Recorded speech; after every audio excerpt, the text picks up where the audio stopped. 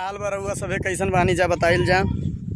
आज सोचनी है कि एगो भोजपुरी में वीडियो बनावल जा और हम चाहत कि भोजपुरी में हम कुछ कहल चाहे थे और आप लोग ई बतावल जाई कि भोजपुरी वीडियो हमारा अच्छा लगेला आप लोगन के क्या हिंदी बनावल वीडियो। यही तरह हम वीडियो बनावत रह, बस आप लोग सपोर्ट कइल जा। सोचले है कि अब काहे ना अपना माटी के भाषा लेके चलल जा, काहे ना अपन भाषा लेके चलल जा, मातृभाषा जहाँ से हमनी पैदा भईनी और जवन भाषा से हमनी शुरुआत कैनी, जवन भाषा हमनी पहली बार बोलनी, तो वो भाषा में हम सोचा तानी वीडियो बनाई और आप लोग की पसंद आई तो ज़रूर बताई। कहल गइल बा, कवन कसूर रहे हमरा में, कवन कसूर रहे हमरा में जे तू छोड़ के चल गइलू, कवन कसूर रहे हमरा में जे तू छोड़ के चल गइलू। तोहके ना पता ये जान कि तू ये का कैलू। बेवफाई तोहार हमके बहुत याद आई, बेवफाई तोहार हमके बहुत याद आई, पर इहो याद आई कि तू ही तो हर जाई। कुछ ऐसे ही जिंदगी के मज़ा लेहल जाला और ऐसा ही कुछ बोले में, भोजपुरी बोले में जौन मज़ा आवेला, जौन मिठास मिलेला, शायद कौनो भाषा में ना बा। भोजपुरी भाषा में वो बात बा जौन कौनो भाषा में ना बा। भोजपुरी में जितना गुस्सा उतने ज़्यादा प्यार बा। बाकी कौनो भाषा ऐसा देखला कि खाली गुस्सो में बा, प्यार तो है ही ना बा। एगो हरियाणी भाषा बा, हरियाणी, हरियाणा में तो प्यार नाम के कौनो चीज़ें ना बा, बस खाली गुस्सा बा। एको शब्द बोले तो गुस्सा, तू किट्ठे है, अपने ससुर को भी बोले है, ले ससुर खाना खा ले। अजीब सी बात है, गुस्सा ही गुस्सा दिखे उसमें। अपनी भोजपुरी भाषा है, इतनी मीठी भाषा है, इतनी प्यारी भाषा है, शायद दुनिया में ऐसा कोई भाषा नहीं है जो भोजपुरी को टक्कर दे सके। भोजपुरी में लोग गुस्से को जिस तरह जाहिर करते हैं, आपको तो पता होगा। आप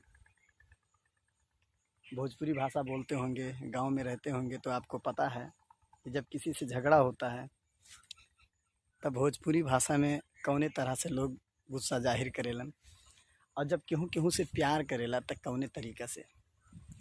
बहुत ज़्यादा प्यार बा भोजपुरी भाषा में, और बहुत ज़्यादा।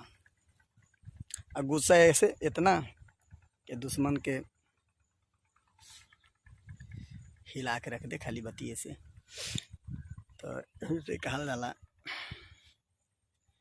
प्यार ऐसन चीज़ बा, प्यार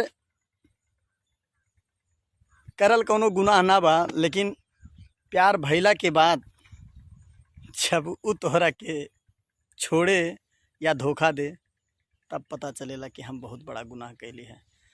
गुनाह उ करेले पर सज़ा अपने के मिलेला। यही से प्यार सबसे कइल जाला, हर केहू से, माई बाप भाई बहन, हर केहू से, दोस्त फ्रेंड करब जरूरी बा, लेकिन उतने जितना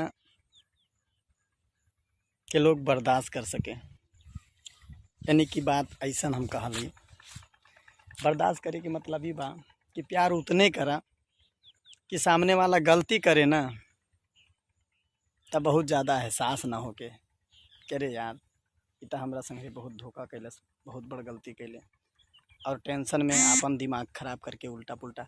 तो यही चीज़ है, प्यार कैल जा, वही से हद से ज़्यादा प्यार भी हो जाला, ऐसा कोनो बात ना है। हर आदमी किसी न किसी से बहुत ज़्यादा प्यार करता है, सॉरी बहुत ज़्यादा प्यार करेला। काहे कि हम ये ब्लॉग भोजपुरी में बनावतानी, तही से हम सोचा तानी मैं हिंदी ना बोली, लेकिन कब वो भोजपुरी में वीडियो ना बनौनी, यही से हिंदी शब्द आ जाता। पर एक दो वीडियो जब बनाए ना तो एक्सपीरियंस बन जाई, ओकर बाद भोजपुरी में चली। कहे से कि हमनी के भोजपुरी के माटी और भोजपुर खाटी और भोजपुर के लाठी सब मशहूर बा। और भैया बताइए, अगर हमारा ये वीडियो अच्छा लगा हो तो प्लीज़ कमेंट करके लाइक करके बताइए और वीडियो को शेयर करें।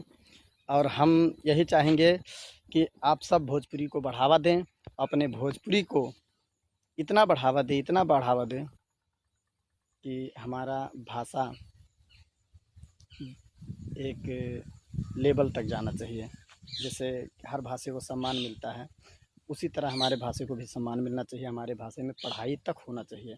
मैं तो ये चाहता हूँ कि जो जिस स्कूल में हम पढ़ते हैं, हिंदी पढ़ते हैं, ज़रूरी है हिंदी भी पढ़ना, अंग्रेज़ी पढ़ना भी ज़रूरी है, लेकिन सबसे ज़्यादा ज़रूरी हिंदी पढ़ना है। क्योंकि हमको अंग्रेज़ी से क्या लेना देना है, कुछ नहीं है। अंग्रेज़ आए थे, अंग्रेज़ी छोड़ के चले गए।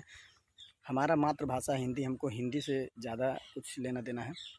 पर भैया हम ही चाहता नहीं कि आप लोग इतना सपोर्ट करिए भोजपुरी के भोजपुरी के पढ़ाई हर गांव में, हर स्कूल में होके के चाहिए। हर यूपी बिहार में हर स्कूल में भोजपुरी की पढ़ाई होके के चाहिए।